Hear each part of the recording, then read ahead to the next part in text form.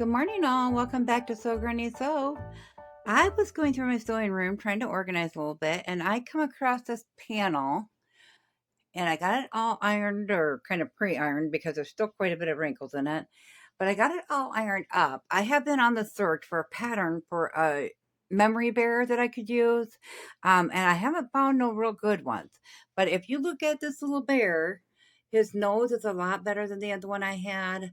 He is still 19 inches tall, 12 and a half sitting down. His arms and legs are movable. So I think I'm going to try to say this pattern. This was actually in some fabric I got from my mom. She has since passed away. So I had it tucked away and I didn't really realize I had this piece. So I stopped at Hobby Lobby, which I generally have put it this way. Hobby Lobby went up in the town 45 minutes from us about in 2000. I think it was August 2019. And I just now got there for the first time last night. So I come across this template paper and it's $5.99 for 6 sheets, the 11 by 8.5. So that was a thing that just came to mind when I thought, well, I needed that to do the diamond and the triangles and stuff because I don't have those rollers. So I got it and I thought, well, perfect. If this is going to work for a memory bear, I'm going to go ahead and transfer it onto that. But in the meantime, we all get shipping paper in our boxes. I don't order much from Amazon anymore. However, I still have tons of this folded up in my sewing room. So we're going to go ahead and we're going to cut the pieces out and we're going to trace them onto the shipping paper for now. A good way to recycle this, because I know like the feet, you have 4 pieces there. You only need to cut out one because if you flip it over, it forms the other one. And we'll only need one for all 4 feet. Same with the arms and the sole bottoms, you only need one. The ears, you only need one. And then of course you have your, oh, right there. Your body pieces, they're just reversed. Your head pieces are just reversed. There are a couple, like this one is too long. And this one here is one of a kind, so we would need that as well. And then down here we have the collar, which is right there on the bear. So that's the white part of the collar. These 2 pieces are, the bow is missing, as you can see. My mom was a thrifter, so I'm assuming she got it at a garage sale or something. So that piece is missing. But all the instructions are here. We can get a bow made out of like velvet ribbon or something to match it. Not a big deal. So I'm going to go ahead and I'm going to get the panel down from the wall, and we'll go ahead and start cutting it out and tracing it on the paper so I can show you that. Back the camera up a little bit so hopefully you can see more. So as you can see, we have all the instructions on here, the different pieces, and then we have a little note here, but that little note says the size of it. So we're just going to roughly cut around all that and set that aside, and then I'll cut it into pieces like this says head, body. So I'll cut it into pieces that will fit on a 8.5 by 11 piece of paper, and I will bring that to my printer, scan it, and print it out. So we have all the instructions also on paper, and we'll put that into the envelope with the pieces.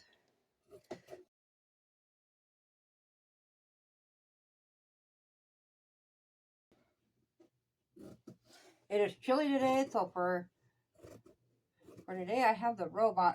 I must apologize again. Okay, so we're going to go ahead and I'll worry about cutting that into pieces and copying later.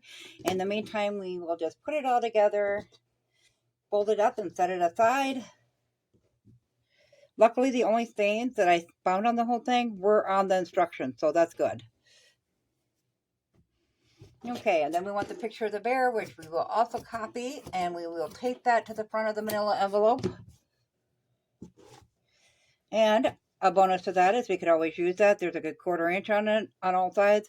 We could always use that to throw it in a quilt if we wanted to. And this was a Cranston, VIP Cranston screen print piece.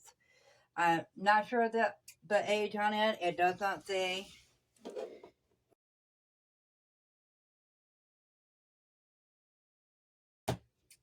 But as I did that with the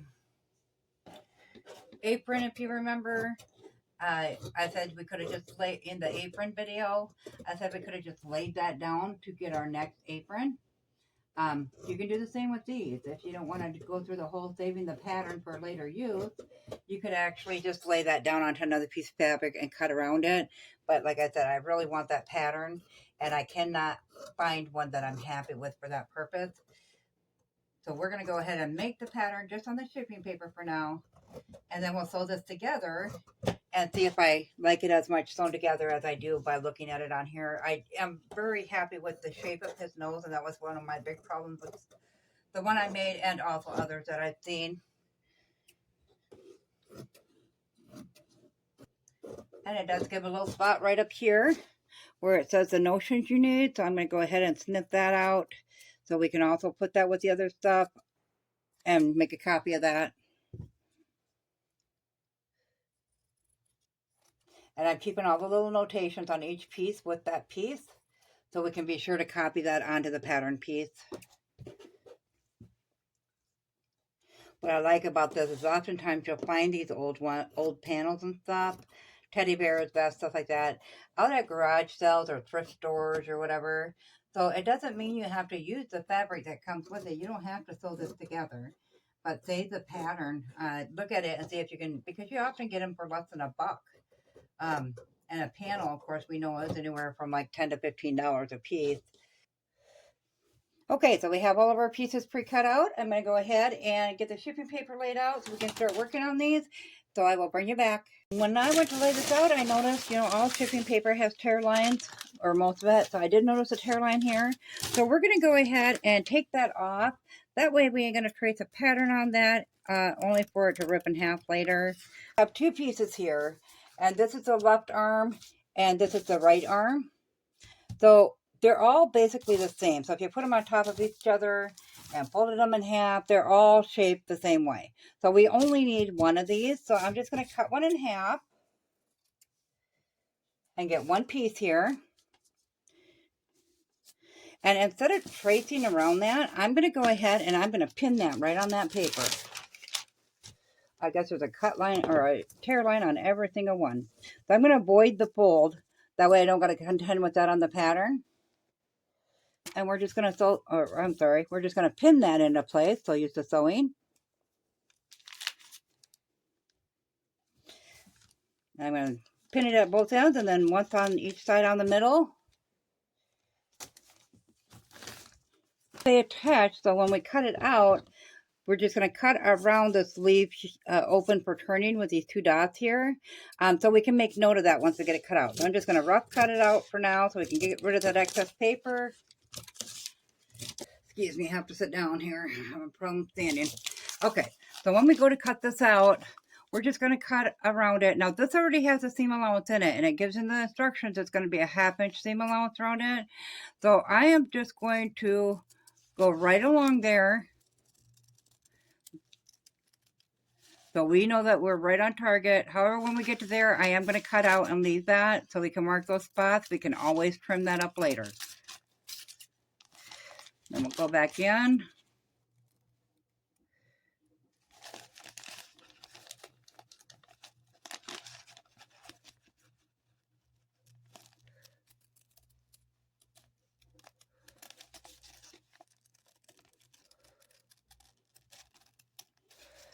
Okay, and I am going to leave that right arm piece on there as well, so we know which one it is. We can always trim that up later as well. Once I go back into that foot, or that arm, I'm sorry.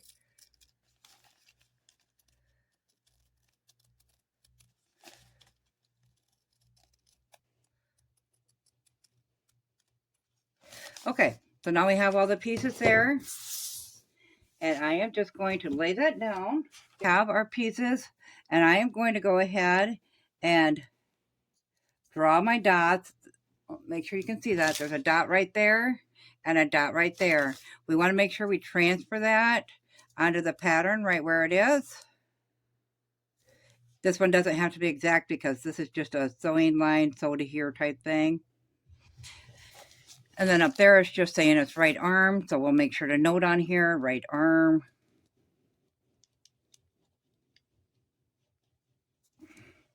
And then we're going to go ahead and cut this out. That's just the saying of the right arm, so we're going to cut that off. And this down here, we're going to leave that open for turning, but we know what that is now. We got some dots on there. So we'll go ahead and trim that up. Okay, so then we can remove the pins.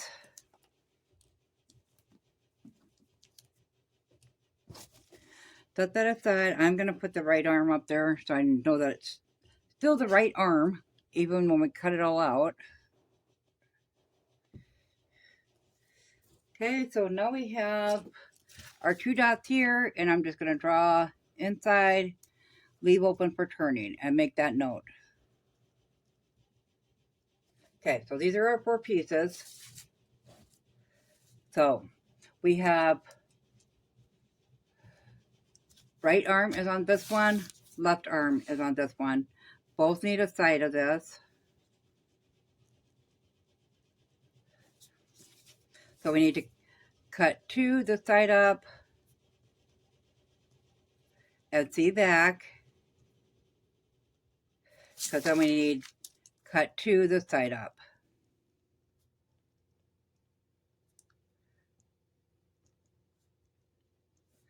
And make a note to see front.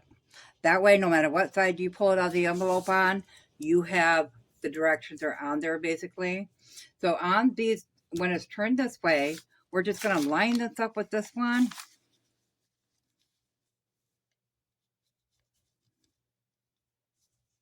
Make sure we're good and lined up here. Pull it over, and we are going to mark them dots again. And make that note of leave open for turning.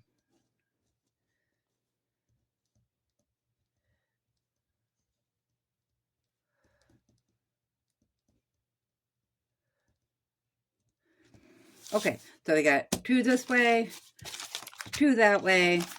Covers all 4 of these pieces. So then that part of the pattern is done. So we'll go ahead and set those aside. And I am going to go ahead and finish up all the pieces that are going to be just like that, where we only need to cut 1 for several pieces. Go ahead and I'm going to get all these other pieces cut out, and I will meet you back here. We have all of our pattern pieces inside here now. So that whole big stack, and we ended up with this much pattern pieces, so not too bad. As I said, you know, you're only going to cut 1 for some of those pieces because they are reversible and you can use the back side. So I just put those in a big kind of a manila envelope. I use white. They stand out a little more when you put tape the picture or directions or whatever on the outside. So then I went ahead and I cut that teddy bear picture out, and I'm going to go ahead, make a copy of that. I did cut out the notions needed little piece, and I have that just done in the bottom. I am going to, when I take that on, I am going to leave a area here so I can write on it what it is. Then I cut out size and stuff and how you can alter it with adding your own touches like trimming ribbon and stuff like that. So I'm going to copy that and I'm going to put that on the back, and then I will cut these directions apart. So like this one has, we need to get them in a size that will fit in that envelope. So I will cut the pictures out first.